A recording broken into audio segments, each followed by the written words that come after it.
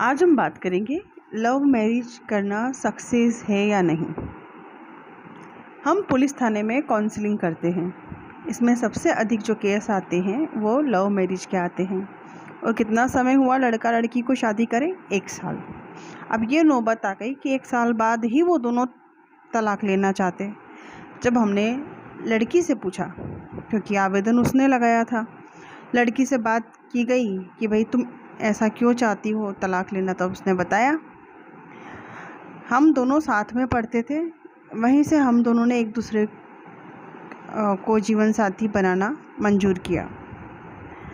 अब जो लड़की पहले मजाक में गाली बका करती थी, अब वो शादी के बाद बकती है तो वही उसको बुरा लगता है।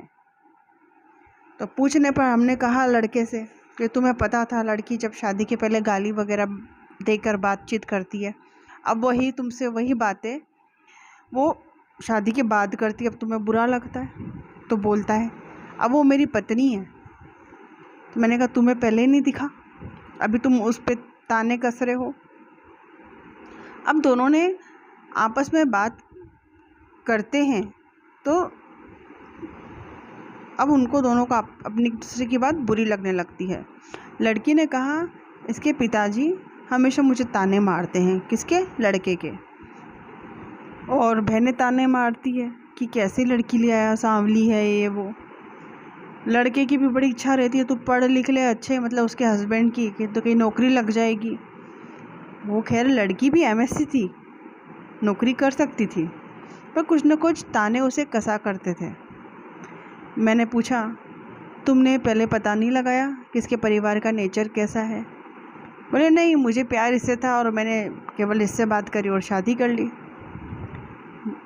जब इसे पता चला इसके ससुर, इसकी ननद वगैरह सब इसे ताने मारते, तब हमने कहा लव मैरिज करना बुरी बात नहीं है, पर पूरे परिवार का नेचर तो तुम्हें पता होना चाहिए कि कौन किस प्रकार का है। लड़का तो काम करने चला जाता है, ठीक है, रहती तो कौन है, सास घर में रहेगी, ससुर घर में रहेगा। परंतु इस केस में क्या था कि दोनों ही अलग रहते थे और पिताजी का फ़ोन आता था बेटे के पास और कुछ ऐसी बातें बोला करते थे जिसके कारण बेटे का जो है मूड चेंज हो जाता था और वो नाराज़ होकर अपनी पत्नी से बैठ जाता था। पत्नी कितनी बार पूछती थी कि तुम्हें क्या हुआ है, तो बताता नहीं था। कभी बहन का फ़ोन आता तो कुछ बोल देती लड़के को, पर लड़के से कभी अपने पिता और बहनों को ये नहीं बोला गया कि तुम ऐसी बातें मत करो। इसके कारण इन लोगों में फ्रैक्शन हो गए ना। तो कहने का मतलब यही है। फिर हमने पूछा उससे कि तुमने अपने घर पे नहीं बताया था शादी के लिए लड़की से? तो लड़की बोलती है कि मेरे पिता तो हमेशा मना ही करते थे कि तू इस लड़के से शादी मत करना। आज मैंने शादी कर ली है तो वो रोज़ रात को दारू पी के मुझे ताने मारते हैं। अब आगे पढ़ाई भी करूँगी तो मैं हॉस्टल से ही पढ़ाई करूँगी, घर में पढ़ाई नहीं।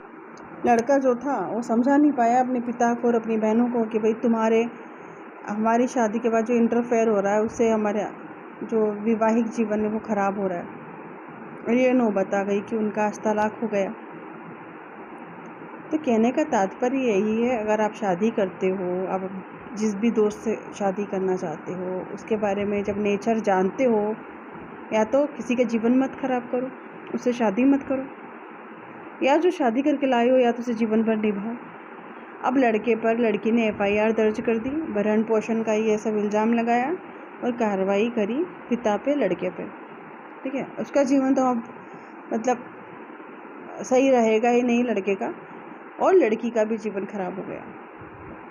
लड़का अपने दोस्तों को बताता था कि मेरी पत्नी नहीं मेरी दीदी है, और अपने आप को कमारा बताता था। तो जीवन का मतलब ये नहीं होता है कि आप किसी की लाइफ ख़राब करो। आप सोच समझ के शादी करो। लव मैरिज ख़राब नहीं है, पिता माता को बता के करो शादी। पूरा घर में मेंबरों के सबके नेचर कैसा है ये पता करके शादी करो, है ना। और कोई दहेज का मांग करता है वहाँ पे तो शादी कतई नहीं करनी चाहिए। और हमेशा समझदारी के बाद आप शादी करिए तो सक्सेस रहेगी। धन्यवाद।